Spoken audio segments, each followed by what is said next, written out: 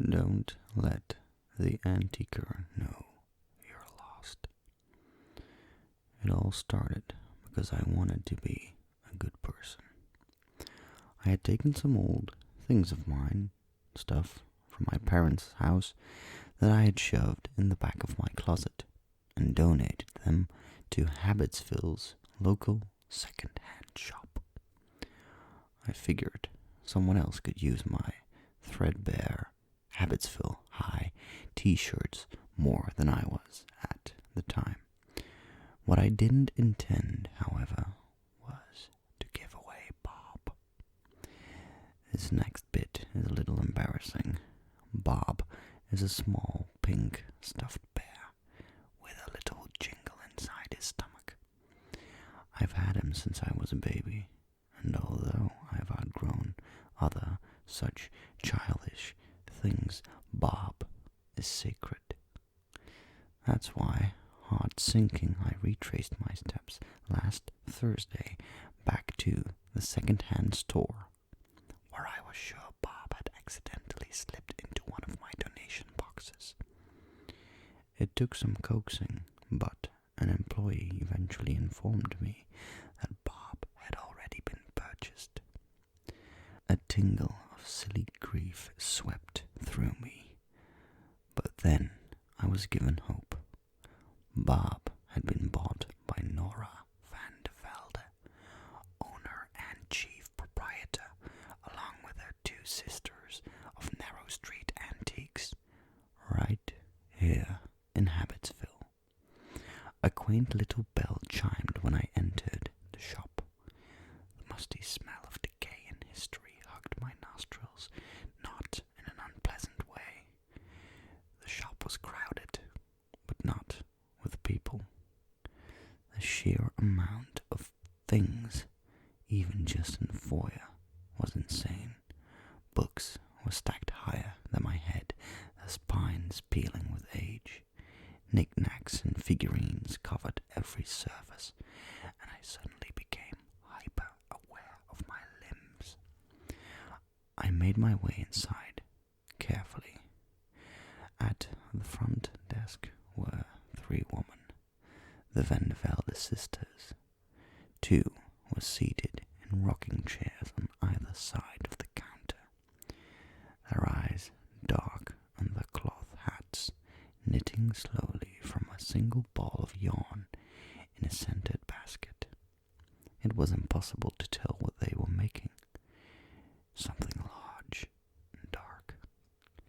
In the center, standing perfectly still, was Nora van de Velde. She had wild grey hair and a lined face, with sharp eyes that locked onto me as soon as I entered. "Good afternoon," she said, her voice a cold and unconcerned rasp. "Welcome to Narrow Street Antiques. Can I help you find anything?" I took a few steps towards her, already unreasonably nervous. Yes, I'm looking for a specific item I was told you purchased from a second-hand store a few days ago. It's like a small stuffed bear. Jingles, pink?" I asked, hopefully. She smiled, her aged lips curling upward so slowly I thought they might creak.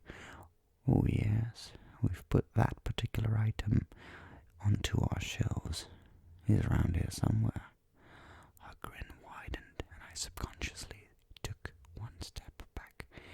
"Why don't you go find him?" I gazed over my shoulder. There was a ton of stuff in here, sure, but judging from the shoddy exterior of the building, this place wasn't that big. I'm not one to complain about customer service, so I nodded. "Okay, thank you."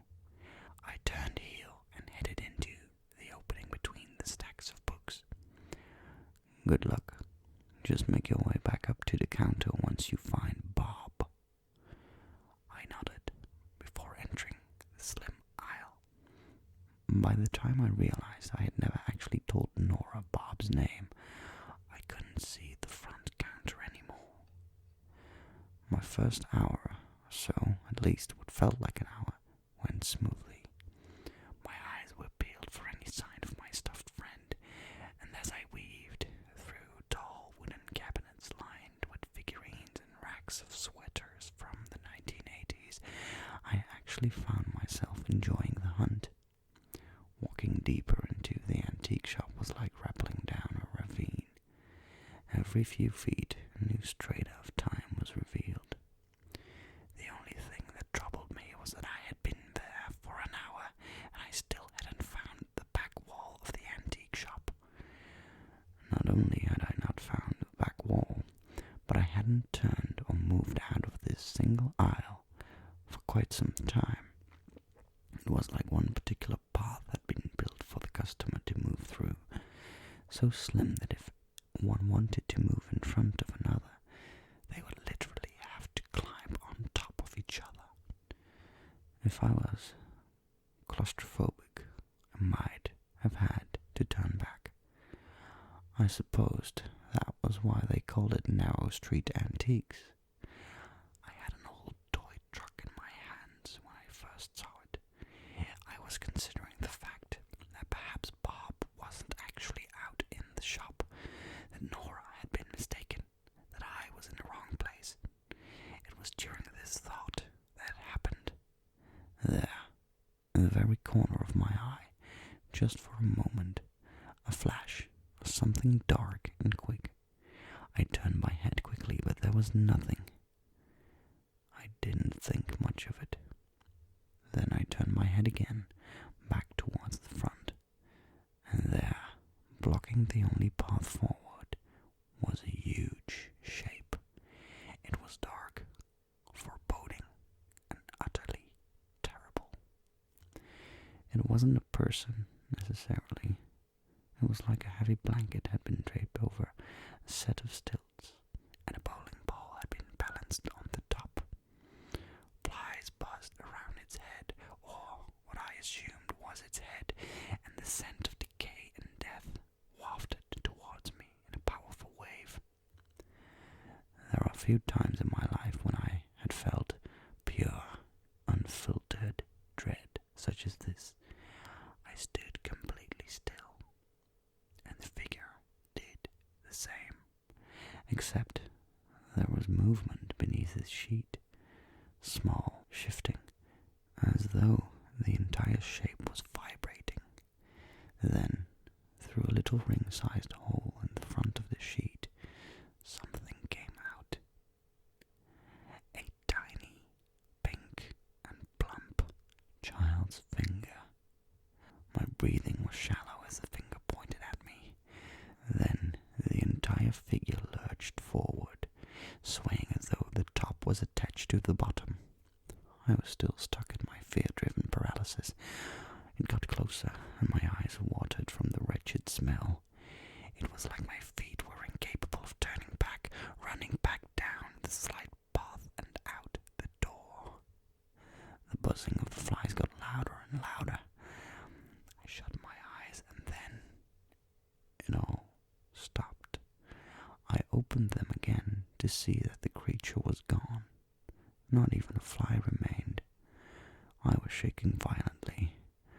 I didn't need Bob this badly. I raised the foot to turn back, and it refused to budge. It was like some invisible barrier existed between myself and the back half of the path. Frightened at the prospect of being stuck in this spot to wait for the creature to return, I tried to step forward. It was as easy as it had ever been. The message was clear. There was no choice but to continue. I can't be certain, but I believe 3 days passed in the antique store until I saw the creature again. It's hard to be sure of the time because as far as I can tell, the shop never closed. The lights overhead never shut off. I didn't hear the door at the front open or close either. But that could be because I had traveled a great distance from there to here. It was strange. I didn't feel hungry or thirsty, and I never had to use the bathroom. I didn't need to sleep. I would think I was exaggerating the time. I had about 3 days worth of stubble not sprouted from my chin. I was somewhere in the 1940s when I thought I saw Bob. Amid a slew of war memorabilia and faded postcards, I saw it. Something like a little light pink arm sticking out amongst some other worn, stuffed animals. I grabbed onto it, pulling eagerly. Nora told me, albeit multiple days prior, that if I found Bob, I could bring him back to the register. I had to hold on to the hope that once I found what I was looking for, I would be able to leave the shop. I yanked it loose, but it wasn't Bob. Instead, in my hand, I held a tiny child's finger. Immediately, I dropped it to the ground, feeling that familiar rush of anger that often accompanies a terrifying surprise.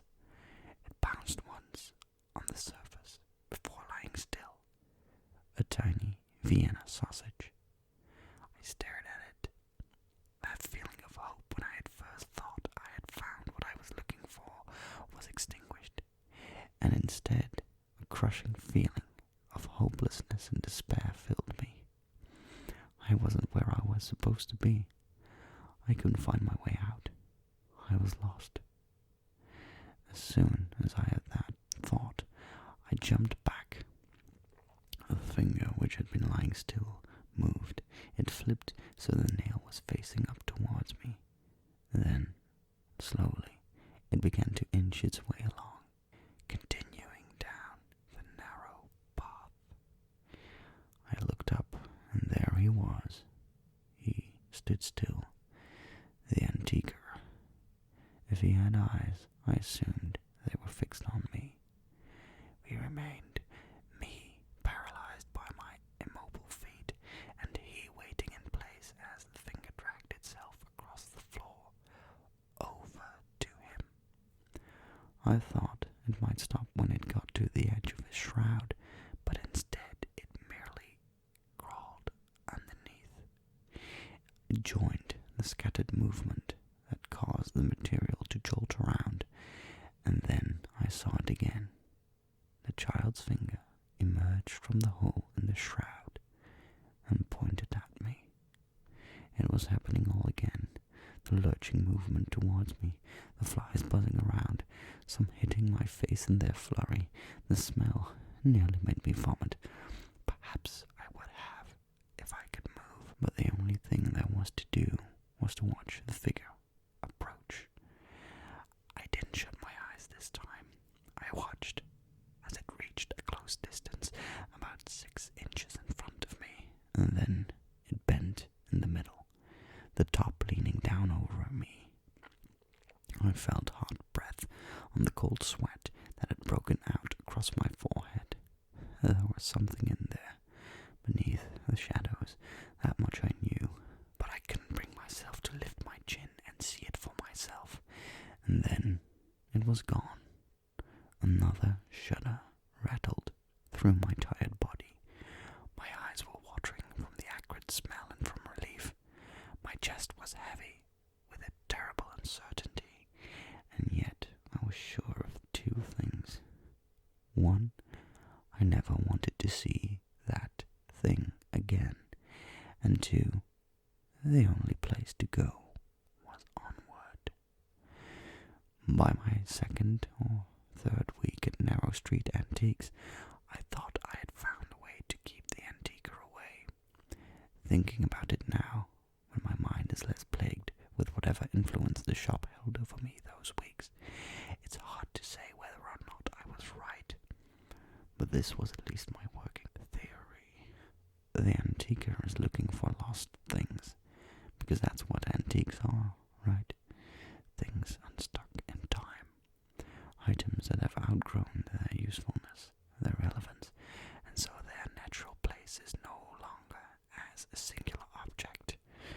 An antique is meant to be picked up, dusted off, and added to a collection. And I think if I get lost enough, the antique will add me to his. I was in the late 1800s by that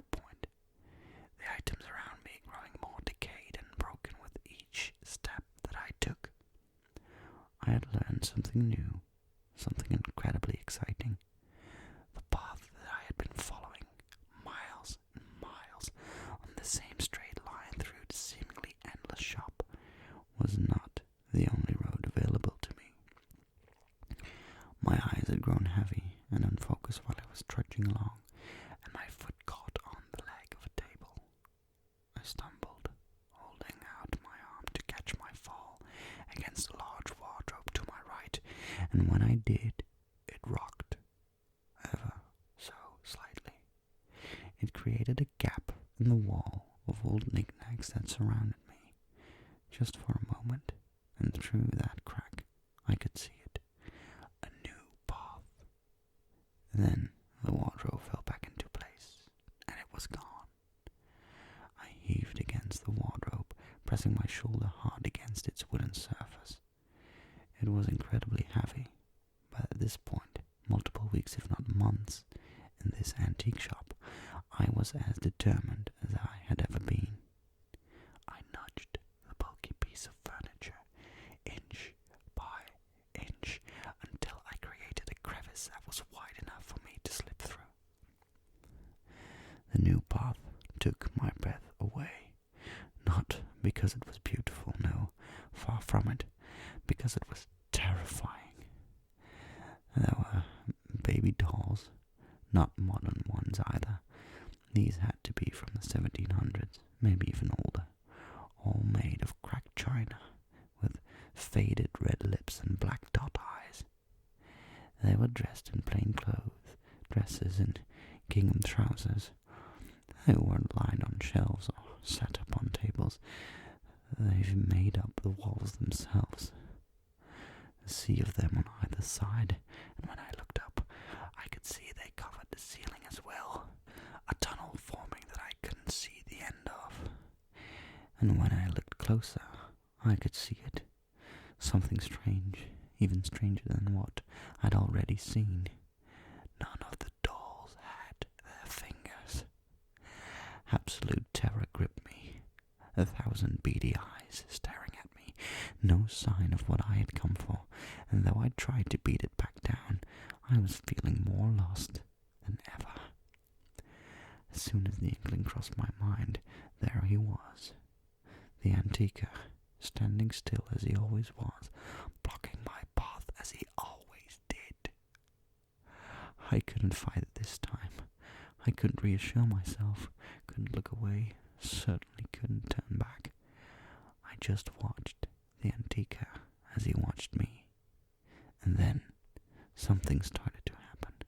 The shapes that writhed beneath his shroud began to rumble and shake. They moved faster and faster, and soon I saw something I wish I hadn't. The fingers, small and fleshy, began to crawl out from under the antique's shroud. They inched faster than the last one had, and as I watched, they did something remarkably horrible. Crawling like caterpillars, they each made their way onto the hand of a doll. When the last one stopped, there was a moment of stillness. There were no more wriggling shapes under the antique's robes. We both stood facing one another. Then the last finger appeared through the single hole in the shroud and pointed at me. That was when the dolls began to close in. They spilled like water from a dam, in from the walls and down from the ceiling, the only thing propelling them forwards, the fleshy fingers on their dead porcelain hands. They dragged their little bodies along, and as they approached, I tried something desperate. I took the first step back that I had in weeks. After that first step, another followed, and soon I was running back down the path, out from behind the wardrobe and back down the narrow path from where I had come. Fleshy fingers and cold ceramic touched my shoulders for only a moment, but the small space that had led me into the doll hallway had slowed down figures considerably. I was sprinting, my breath hard, and then I skidded to a stop. In front of me, finger still pointed, suddenly was the antiquer. I looked to my left, where a large, Shelves stood tall, lined with glass animal figures, and with a single push it crashed to the ground. I ran down this new hallway lined with decorative kites from the 1800s. I ripped through their carefully preserved paper bodies and found myself in another new place, this time lined with novelty can openers from the 1920s. I glanced behind me as I dug through the metal bits and saw the first hints of the tiny porcelain children appearing down the long stretch as I found a path to somewhere new. 50s kitchen aprons, 60s false teeth, 70s record players, all with a different disc playing in a minor key, and then suddenly, there we were. 90s stuffed animals.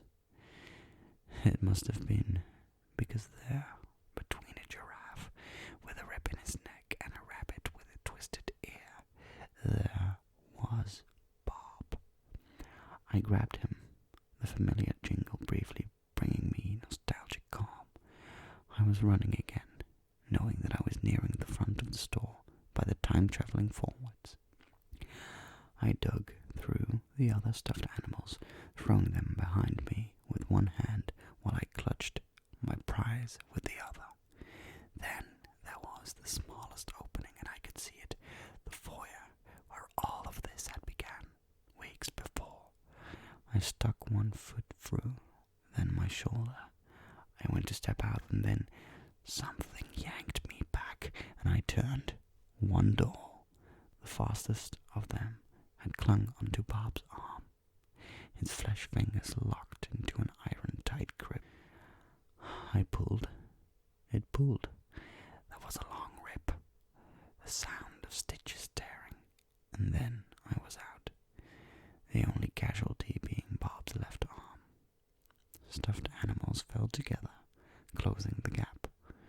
It was as though there had never been an opening at all.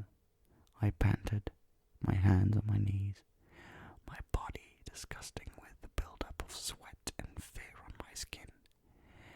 Welcome back. I looked up.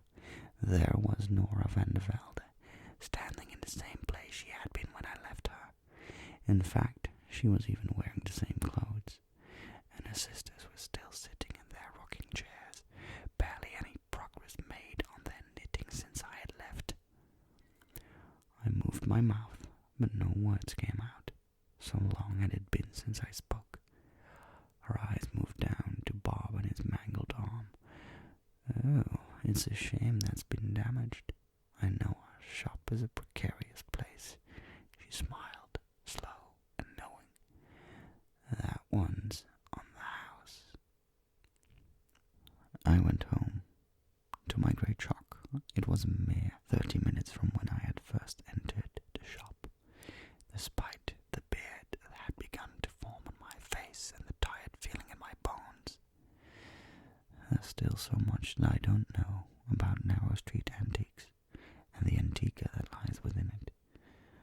But sometimes, in the very corner of my eye, I can see it for a moment. A dark shape, vibrating